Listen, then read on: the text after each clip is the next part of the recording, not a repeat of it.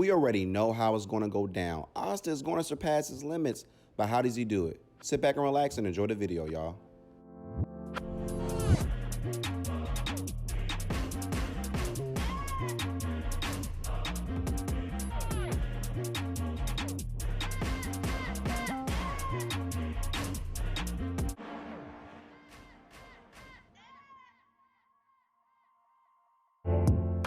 Yo, what's good, guys? It's your boy Anime Mega Reviews, and today I got another video for you guys. Black Clover chapter 271 review. And I gotta say, it was a short chapter, and I'm definitely gonna say I would probably overall, just off like the first read, gonna give it maybe like an 8 out of 10. I kind of do wish we had some more panels, but I think it was the basic about 15 panels. But let's get right into it, guys, because definitely I'm gonna have to say this one thing, man. Asta, Asta, he has like a battery in his back. He has no limits, and he's definitely going to surpass his limits with Liebe. So anyway, guys, pretty much the chapter starts off where we saw last week, where he's about to face off with Nacht. And that is when we see something like pretty interesting with Nacht, is that his form is very similar to other demonic possessed people that we've seen before in this series, but he does have the tail and he has like a cloak. And I don't know if that has anything to do with him actually, having 4 demons instead of 1. And I know that one thing that was asked, I think it was in my comment section, was that, did the Dark Triad members actually make a contract with their demons, which most likely they did, but at the same time, I don't believe that they actually defeated their demons. They most likely had like a 2-way contract, who knows.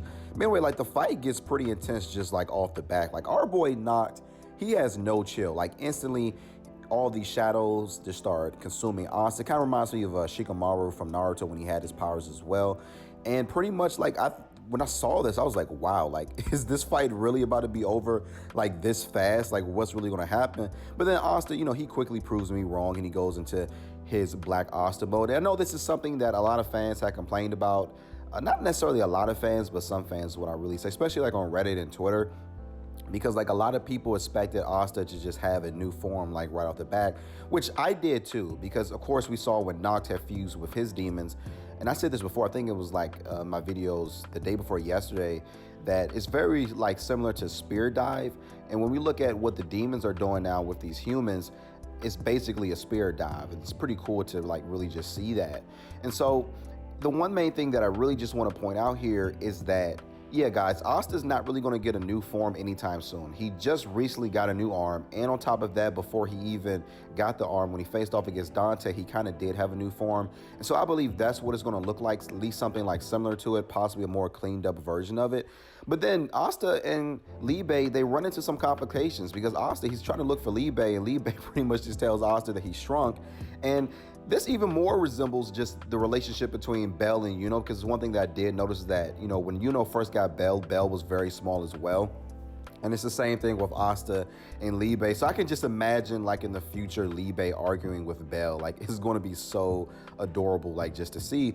But Liebe informs Asta that because basically Asta essentially is draining his power. So their contract is very different than the contract that, for instance, like Nacht has with his demons, in that it's a 2-way contract. So they're able to share this power together, but at the same time, because of that, Liebe has to shrink down into like this little anti-magic demon form. And that is when we get like this really funny like monologue between Asta and Liebe. And Asta just asks Liebe, he's like, well, do you actually know how to go 100%? Like, can you help me out with that? And Liebe is like, I really just don't know. And Asta's like, well, you said that if I give more power over to you, that we're going to go 100%. And Liebe was like, yeah, I just have no idea just how to do that. And so it's pretty confusing, at least as the reader, because originally, when Asta had faced off against Dante, we just expected, okay, well, the anti-magic demon, he knows what he's talking about. Like he obviously, has some interworkings about how he's able to power up.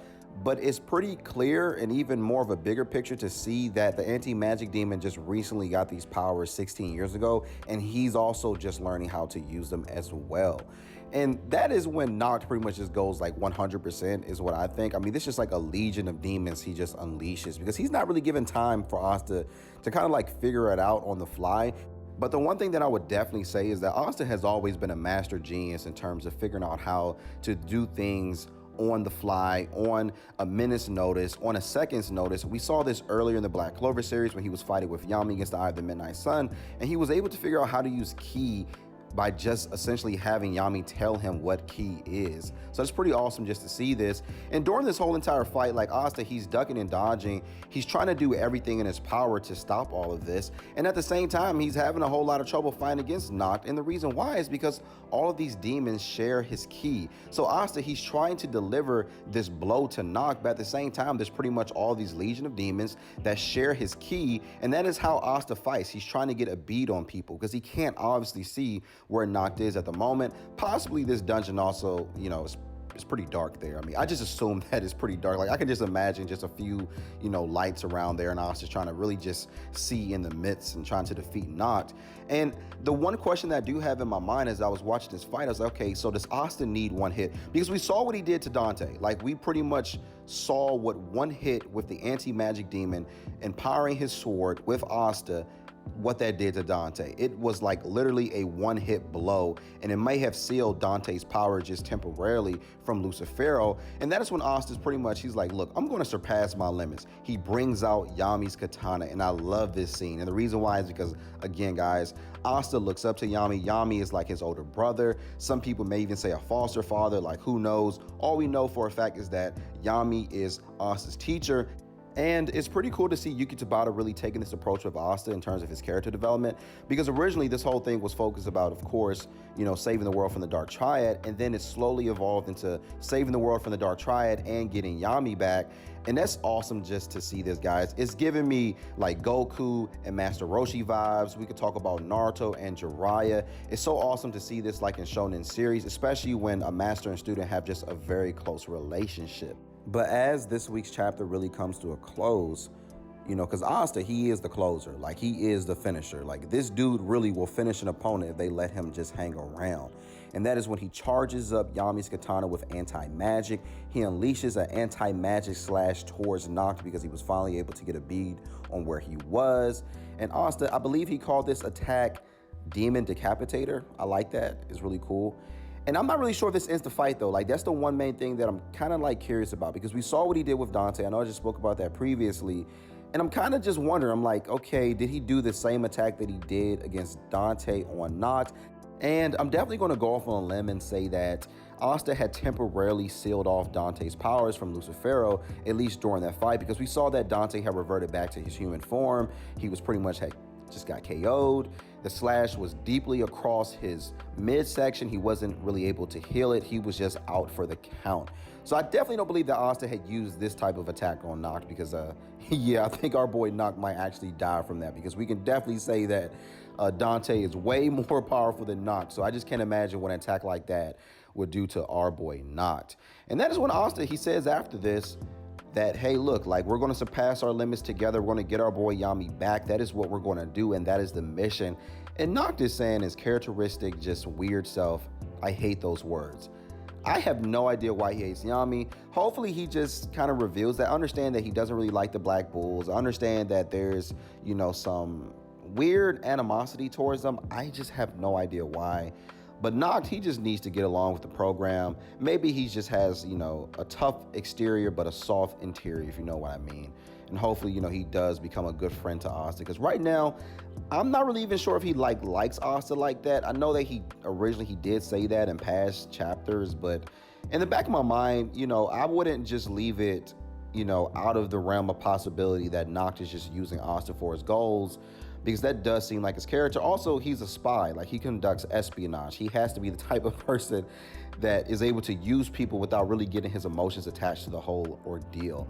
But anyway, guys, that does it for me today. A few announcements. Shonen Jump is going to go on a 3-week break, and I believe it's like November 6th now. So a 3-week break would put us around December, early December. I don't know why they're going on a 3-week break. I think it's some holidays and stuff is coming up. I think their holidays, and also Shonen Jump, I think they also give time off for their writers. Also, I will be reviewing Chainsaw Man, and I'm happy to say that I actually started reading Chainsaw Man yesterday, and I didn't finish until probably mid-afternoon. Mind you guys, like I woke up like at 6 because everyone was just suggesting everywhere to read Chainsaw Man. I read it. It's a really awesome series. I'm definitely caught up because I believe it's only at like 92 chapters right now. I'm trying to search for some other mangas to catch up on as well. I do read Kaiju no 8. So just look out for that coming up soon. I'm going to review some more mangas and put them up on the YouTube page because, like, look, I love Black Clover, but at the same time, I got to improve my catalog. I got to have some variety in my life. But like I said before, guys, that does it for me today. I hope you enjoyed the video, and make sure to smash that subscribe button. Also hit the like, and also comment down below and tell me what you guys thought about this video. Also, watch this video while it's hot. I'm only going to leave up for 42 hours, and the reason why is because Shueisha is really just determined to take down most YouTube videos that contain any types of spoilers or panels. So yeah, 42 hours is going to go unlisted, and I may put it back up. That's just if. I'm not 100% on it, but I may do it. But anyway, guys, make sure you guys stay safe out there, and peace.